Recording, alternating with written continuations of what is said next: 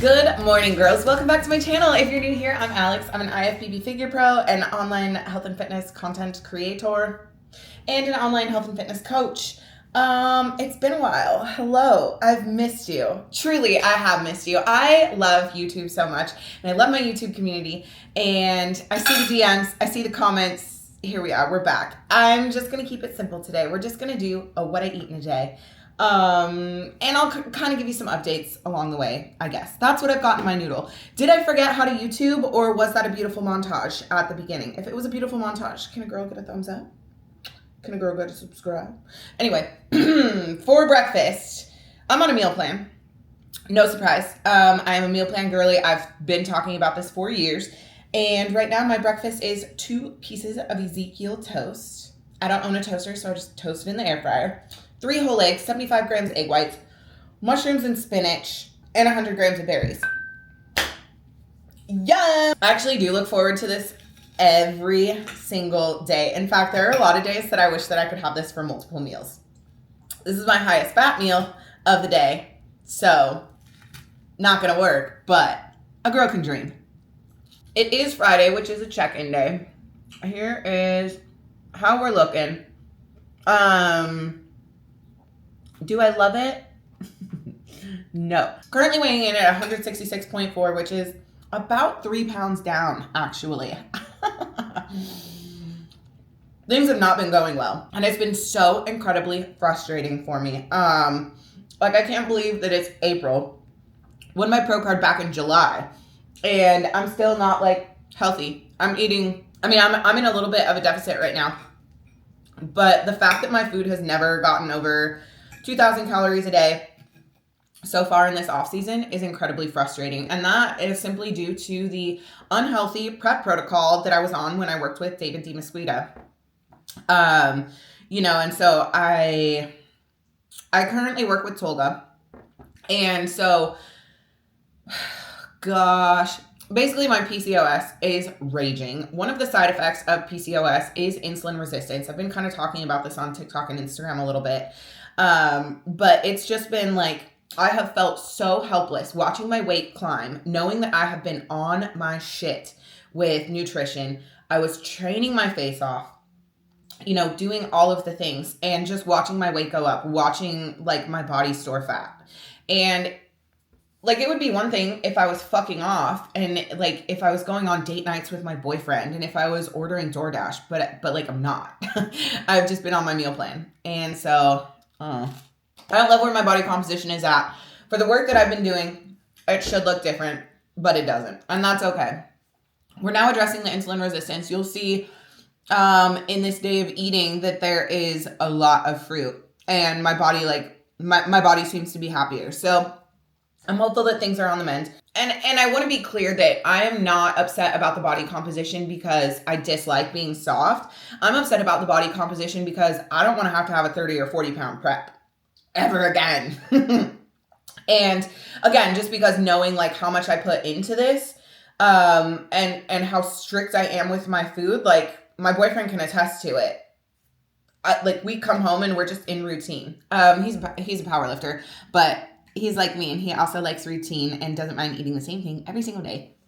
So anyway, we're finally addressing it. Things seem to be going better. I haven't been doing the best mentally and emotionally, and that's why you haven't seen much of me here on YouTube. And that's partially because in order to address the PCOS, the insulin resistance, the amenorrhea, which is the loss or absence of a menstrual cycle, one of the things that I've been instructed to do is to reduce my training intensity pretty significantly, and I'm only training 4 days a week. Not my favorite. I love training. At the end of the day, like, social media could go away tomorrow. The IFBB and the NPC could blacklist me. I would still be in the gym. I would still be getting stronger. I would still be getting bigger because it's just what I love to do. So to not be able to train to full capacity has been a drag for sure. But things are looking up, so I'm excited to show you guys what I'm eating today. It is a training day, and maybe it'll give you some ideas if you've also been struggling about some meals that might work better for your body. All right, who's ready for lunch? This gal. Me like, this is a cooking show now. Start with 5 grams of olive oil in your pan. Olive oil it's a healthy fat, obviously. It's got a lot of polyphenols, which are like, think antioxidants, right? To really simplify it. So they're good for you. Good for you. You know what else is good for you? Brussels sprouts. I've been on a wave with these lately. They're also good for, okay, I've been doing, hang on, this is loud. Obnoxious bag. Okay, Slate. Hey, get out of here, dog. She seems to think that anytime there's a rustling bag or that you'll see why she likes to gather over here. Anyway, what I've been learning about cruciferous vegetables and specifically broccoli is that when you have estrogen dominance, or at least symptoms of estrogen dominance, because sometimes having too little... Ruby, I'm in the middle of a TED Talk. Why are you drinking water right now? She's never thirsty until I start yapping. What a hoe. Anyway, what I've been learning about Brussels sprouts is that they are really good for estrogen dominance, or at least fighting symptoms and signs of estrogen dominance, which can sometimes be when you have too little progesterone, meaning that estrogen is dominant, even though it's not like in excessive levels. Plus, when you cook it right, it's actually like really tasty. It's got a very unique flavor to it. So once the oil's nice and warm, we want to cook this on medium temp. Just gonna put that all in there and toss it around in the oil so it gets coated. And that tossing right there is why she comes over here all the time, because sometimes I do be dropping a little bit here and there. Those Brussels are gonna take a little bit of a minute, but the protein of choice today is going to be kebab chicken from Hummus Fit. I hope I have enough in here. I am gonna pull a plain grilled chicken out of the fridge. Code Alex if you order from Hummus Fit. I've been going back and forth between kebab and plain. I'm gonna pop a lid on this hoe so she can steam up a little bit. I've also really been fucking with a 3-part lunch. So for a sweeter component, sweet potato.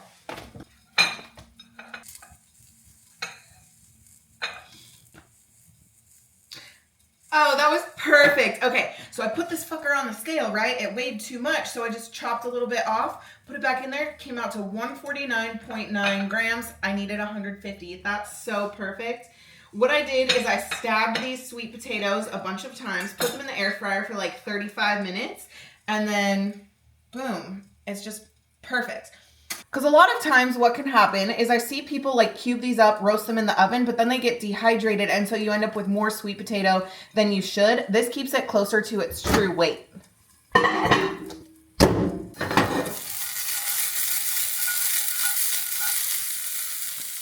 you see how it's starting to get like crispy? That's how I like it. The final component, actually we need to get the chicken on here. Babe, did you see that fly? Here she comes.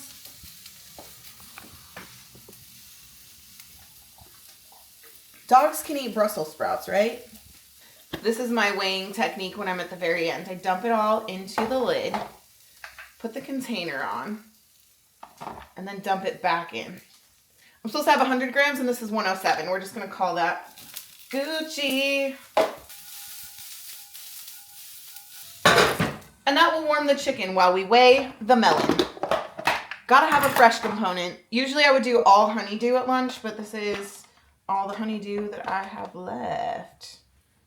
I have another half in the fridge. I just need to chop it.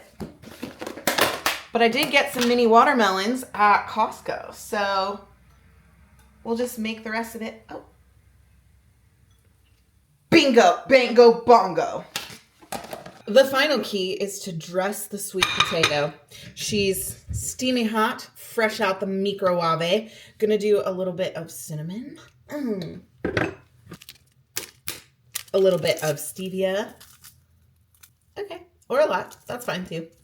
And sometimes if I'm feeling real fancy, I might do like a half serving of, you were just on this is a tripod, but I might do a half serving of syrup. I think I'm gonna skip that today though. And boom goes the dynamite. This is my lunch. Because the kebab chicken is so well seasoned, I just did a little drizzle of Yellowbird sriracha on there. Got the sweet potato, got the fresh component.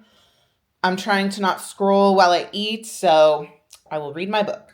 I just want to add, because I know this seems excessive, and obviously I have a lot of privilege because I make my own schedule and I work from home, but this only took me 11 minutes to prepare. I still do the same thing that I used to do when I worked a 9 to 5, which is, for the most part, I have everything bulk prepped.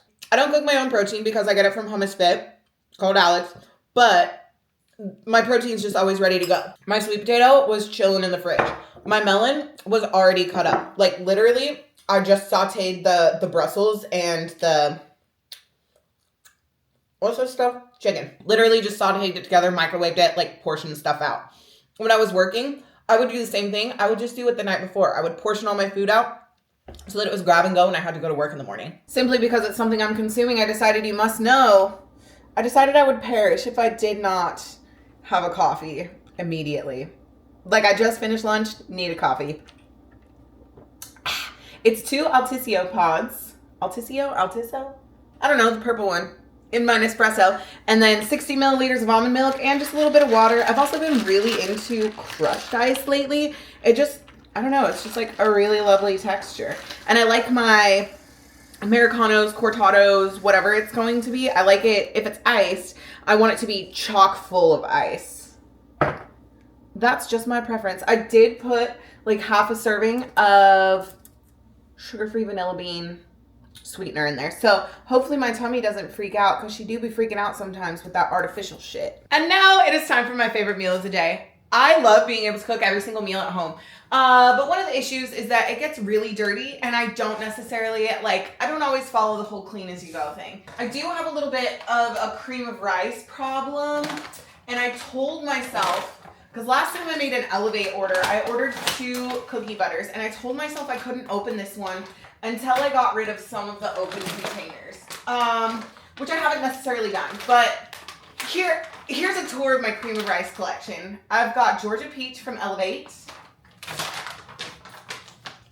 peanut butter cup. This one I'm having a hard time getting through because it doesn't really serve peanut butter and it doesn't really serve chocolate. I do not like her. Chocolate cake, which is so good with fudge brownie, from Buff Chick, which is coming back soon. This, okay, in all honesty, this is like cream of rice spodie, okay? Because I had an open bag of this maple and brown sugar, an open bag of carrot cake, and an open bag of the apple pie one. And they were all like pretty low, so I just kind of dumped them all in here, and there's maybe like 3-4 servings left. I also, when I went on my last trip with Hummus Fit, which I believe I vlogged, I'll link it here if I did.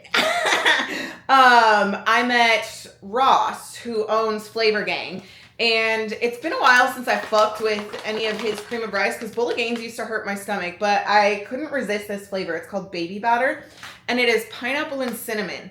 So gas. It is so delicious. But I really wanted cookie butter the other day. The amount of dishes I go through in a day is truly criminal. I get 45 grams of this. Okay, and let me teach y'all the proper procedure for cooking cream of rice, because people will try it and it turns out like their texture is all weird. Like, it just turns out like lumpy, dry, grainy. It's because you're not cooking it right. You do have to have a little bit of patience with cream of rice. So after you get your water in the bowl, swizzle it around, because you want all of those little rice granules to be able to soak up the water. The first increment that we're gonna put it in here for is 40-ish seconds. When it first comes out, after that 40 seconds, it's still gonna be soupy as hell. That's what we want. It's gonna kind of like congeal and coagulate at the bottom. Just swizzle it up again with your little whisk. This is a mini whisk that Buff Chick sent me in a PR package one time. It's my cream of rice whisk. So you just whisk it up and then put it back in for another 30 seconds. You're really zoomed in now. Do you see how much more like congealed this is? Like, it's getting stuck in my little whisk. Yeah, that's what we want. You're gonna mash apart those little lumpies, because again, you want to get all of the water into all of the little rice granules, and the lumps are places where the water has not been able to penetrate the like clumps, the globules of cream of rice. Globules. See, and now we're getting a much better texture, much better consistency. And then I do need to go back in for another 30 seconds. Sometimes even less. Are you guys enjoying all of the angles I'm serving you? Like, Tell me true. Anyway, this buff chick is so funny. This is actually blueberry muffin buffway, but for April Fools, they always do an April Fools joke. And this year they had us secretly unbox this package that was a fat burner. And one of the pillars, oh my God, that was perfect. One of the pillars that Buff Chick rests on is that they will never sell a fat burner. They are not about marketing to insecurities. And instead they're all about supporting and fueling performance in women, not shrinking yourself. And so that was the gag, is that we all like unboxed this and we were like, what the frick? This is not very Buff Chick. Anyway, I did let the cream of rice cool for just a minute or two, because otherwise it can kind of curdle the whey. It's still gonna loosen it up and make it all soupy. But see that creamy texture? That's because I had the patience to microwave it in increments. Oh yeah. And then personally, I do like it just a little bit more cakey, but I need the smooth texture. I cannot have gritty, grainy cream of rice. Hence the cooking in increments. Let it cool for a moment. Put your whey in. The reason it still gets soupy, I learned this when we toured the Buff Chick factory manufacturer. I just like to call it a factory better. The reason that it gets soupy is because when you put the protein powder in there, it then, like, the protein powder pulls the water molecules out of the rice. And then it soups up again. Deep throating your whisk is optional. I'm just gonna put her back in here for like 22 seconds.